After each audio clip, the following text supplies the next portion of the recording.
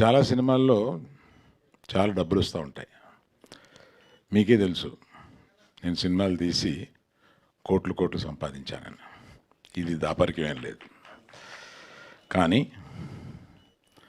ఈ సినిమా ద్వారా నేను సంపాదించేది డబ్బు కాకుండా వేరే ఉంది.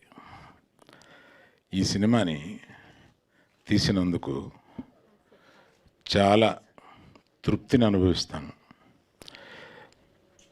ఈ కథ విన్నప్పుడు 2021లో ఆయన దగ్గర విన్న దగ్గర నుంచి ఈ కథ నా మైండ్లోంచి పోవడం లేదు.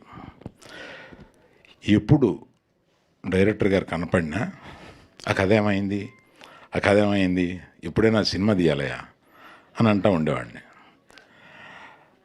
అలాగా అనుకోకుండా ధీరజు విద్యార్థులందరూ కలిపి మళ్ళీ అదే కథని ఆయనతో తీయడానికి నా దగ్గర తీసుకొచ్చారు. So somewhere I'm destined to make this film. ఎందుకంటే సమాజానికి కొన్ని చెప్పాలి, మనం అనుకొని చెప్పాలి, మనం బోల్డ్గా మనకు కొన్ని నిజాలు తెలిసినా కూడా మనం మాట్లాడుకోలేని మనం ఈ సినిమా మాధ్యమం ద్వారా చెప్పాలి. అటువంటి కోరిక కలుగుద్దన్నమాట ఈ సినిమా కథ విన్నప్పుడు. రాహుల్ లాంటి కమిటెడ్ పర్సనే దీన్ని ఆయన చెప్పేటప్పుడు ఏ ఉద్వేగం ఫీల్ అయ్యాడో ఆ ఉద్వేగంతో ఆ సినిమాని తీశాడు. అటువంటి వాళ్ళే, అటువంటి సున్నిత హృదయులే ఆయన. వ్యక్తిగతంగా కూడా చాలా సున్నితమైన మనిషి. అటువంటి సున్నితమైన వాళ్ళే ఇటువంటి సున్నితమైన సబ్జెక్ట్స్ని చేయగలుగుతారు అనిపిస్తుంది అన్నమాట. అంటే ప్రతి యువతి, ప్రతి యువకుడు ఈ సినిమాని చూడాలని నాకు అనిపిస్తుంది. ఇది ఎన్ని జోక్స్ ఉన్నాయి, ఎన్ని పాటలు ఉన్నాయి, ఎంత ఎంటర్టైన్మెంట్ ఉంది, అలా చూడడానికి లేదు ఈ సినిమాని. అవన్నీ జోడిస్తే ఈ సినిమా రాదు. అలా చూడకుండా మన అక్క, మన చెల్లి, మన పిన్ని, ఇలాగా ఇంట్లో ఉన్నవాళ్ళు, ఆడవాళ్ళు, వాళ్ళ మనసుల్లో ఏముంటాయి, ఏ కోరికలు ఉంటాయి అంటే ఈ సినిమాని గర్ల్ ఫ్రెండ్ కాకుండా ఇంకో టైటిల్ ఏదైనా చెప్పమనంటే నీ జీవితం అంతా నేనే అని మగవాడు అనుకున్నా, ఆడది అనుకున్నా, నీ జీవితం అంతా నేనే అనేది వాళ్ళ మనసుల్లో ఏముంటుంది, వాళ్ళ మనసుల్లో ఎలా ఉంటుంది అనేది అతి సున్నితంగా చెప్పిన ఈ సినిమా అతి ఘాటుగా లాస్ట్కి వచ్చి లెగిసేటప్పుడు ఎంతమంది పర్సంటేజో చెప్పలేను, కానీ కొంతమంది ఈ సినిమా చూసి రాత్రి నిద్రపోరు. అంటే ఇట్ విల్ చేజ్ దెమ్. ప్రతి ఇంట్లోనూ ఒక జీవితంలోకి ఇది రిఫ్లెక్ట్ అవుతూ ఉంటుంది. ప్రతి అమ్మాయి తనకు జరిగినా జరగకపోయినా తన స్నేహితురాలకు జరిగి ఉంటుంది. అలా రిఫ్లెక్ట్ అయ్యి ప్రతి వాళ్ళు కనెక్ట్ అవ్వడానికి ఇది పర్టికులర్గా. నేను ఆ సినిమా సాఫీగా వెళుతూ ఉంటుంది. లాస్ట్ వచ్చేటప్పటికి లాస్ట్ హాఫ్ అన్ అవర్ అమ్మ అని అనిపించి మీరందరూ ఈ సినిమాలో చెప్పిన దీన్ని కానీ ఇంకెందుకు బోల్డ్గా ఒకటి చెప్పాలి. మీరందరూ మేము తీసిన సినిమాలకు 1.5 దగ్గర నుంచి 3.5 వరకు ఇస్తారు. మీరు ఈ సినిమాకి తక్కువ ఇవ్వడానికి ఇబ్బంది పెడతారు మీరు. అది ఎంత గొప్పగా ఆడని గొప్పని. సో ఈ సినిమా అటువంటి తృప్తికరమైన సినిమా. ఎంత డబ్బు అని కాకుండా ఇటువంటి సినిమా తీయగలిగాము అన్న ఒక సాటిస్ఫాక్షన్ ఉంటుంది. కనెక్ట్ అయ్యావు, అర్థమవుతుంది. So then comes Vidya and Dheeraj. They are good friends. And Dheeraj మొట్టమొదట్లో ఏదో వాళ్ళ నాన్నగారు ఒక హోటల్లో ఈయన పరిచయం చేశారు. ఇండస్ట్రీకి రావాలని సరదా పడుతున్నాడండి అని. రా తీరద్ద నీకు అని అనుకున్నాను, కానీ వచ్చి ఇలా గీతాష్లో కూర్చుని నాకు సినిమాలు తీసి పెడతాడు అని అనుకోలేదు. ఇప్పుడు ఇది 10 ఏళ్ల క్రితం వాళ్ళ నాన్నగారు పరిచయం చేసినప్పుడు చిన్న కుర్రోడుగా ఉండేవాడు. ఆ తర్వాత విద్య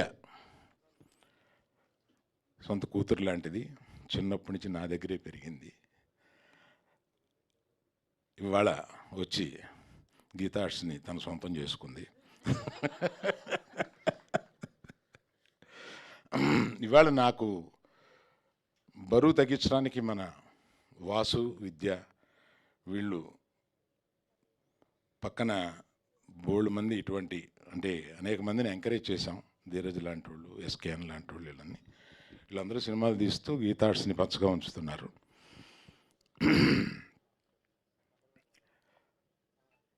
అందుకని ప్రత్యేకంగా నేను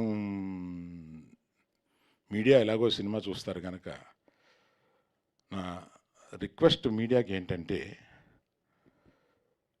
ప్రతిసారి మిమ్మల్ని ప్రమోట్ చేయమన్నప్పుడు మా మనసులో సక్సెస్ అయితే వచ్చే పేరు, డబ్బులే గుర్తుంటాయి. ఈ సినిమాని బాధ్యతగా మీరు ఫీల్ అయి చేస్తారని నమ్ముతున్నాను. Thank you. Thank you sir, thank you so much. డెఫినెట్గా మంచి సినిమాల్ని మీరు మా అందరికీ అందిస్తున్నారు. మంచి సినిమాల్ని సక్సెస్ చేసే బాధ్యత మీడియా వారికి, ప్రేక్షకులకు కూడా ఉంటుంది. November 7th the girl friend మనందరి ముందుకి రాబోతుంది. యాజ్ అరవింద్ గారు మెన్షన్డ్, సో 1 నుంచి మొదలుపెట్టి 5 వరకు వెళ్తుంది మీ రేటింగ్. కానీ ఇది చాలా బాధ్యతతో కూడుకున్న సినిమా, చాలా విలువలతో కూడుకున్న సినిమా, చాలా హానెస్ట్ ఫిలిం అని చెప్పాలి. సో ఈ సినిమా మిమ్మల్ని అందరినీ పలకరించడానికి మీ ముందుకు వస్తుంది. వన్ ఆఫ్ ది ఫైనెస్ట్ యాక్టర్స్తో, అమేజింగ్ టెక్నీషియన్స్తో and superb technical and production వాల్యూస్తో. అండ్ ఎస్, మరి మరొక్కసారి ఈ చిత్రాన్ని మనందరికీ అందిస్తున్న టీం అందరికీ thank you so much and advance congratulations. We have a Q&A session with media. So for Q&A session I request Hesham గారు please stay back, and Dikshit గారు, అరవింద్ గారు, విద్యా గారు, ధీరజ్ గారు అండ్ రాహుల్ గారు will be part of Q&A session అండి. Yeah,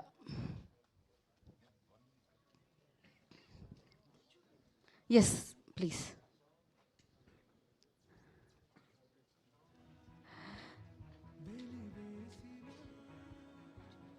yeah, లేదు,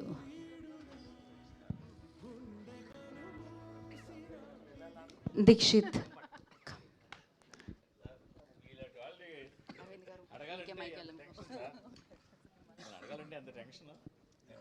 మిమ్మల్ని అడగాలంటే ఎంత టెన్షన్ ఎందుకు?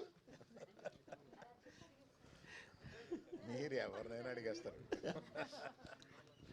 ఇదిగా సార్, ఈ కథ మీరు ఎప్పుడో లాంగ్ బ్యాక్ విన్నాను అన్నారు. మొన్న ధీరజ్ గారి ఇంటర్వ్యూలో కూడా అదే చెప్పారు. లాంగ్ బ్యాక్ విన్న కథని తిరిగి మళ్ళీ ధీరజ్ దగ్గరికి వచ్చి, ధీరజ్ గారు మీ దగ్గరికి వచ్చింది, అదే ఈ కథ నేను విన్నాను అన్నారు. అసలు మీకు అంత నచ్చిన కథ మొదట్లోనే అప్పుడే వచ్చినప్పుడు ఎందుకు దాన్ని, ఎందువల్ల వెనక్కి వెళ్ళిపోయి మళ్ళీ ఈ విధంగా రావాల్సి వచ్చింది? మధ్యలో ఫస్ట్ వెబ్ ఒరిజినల్గా తీద్దామని అనుకుని మొదట్లో విన్నానండి.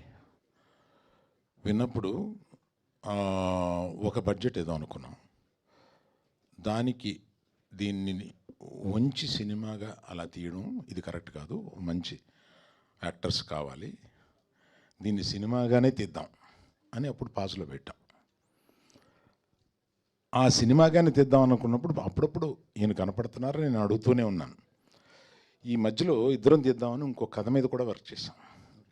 దానికన్నా ఈ కథ బాగుంటుంది కదా అని దీన్ని తీసుకున్నాం. అట్లా జరిగింది అది. సో జరగాల్సి ఉంది అట్లాగా.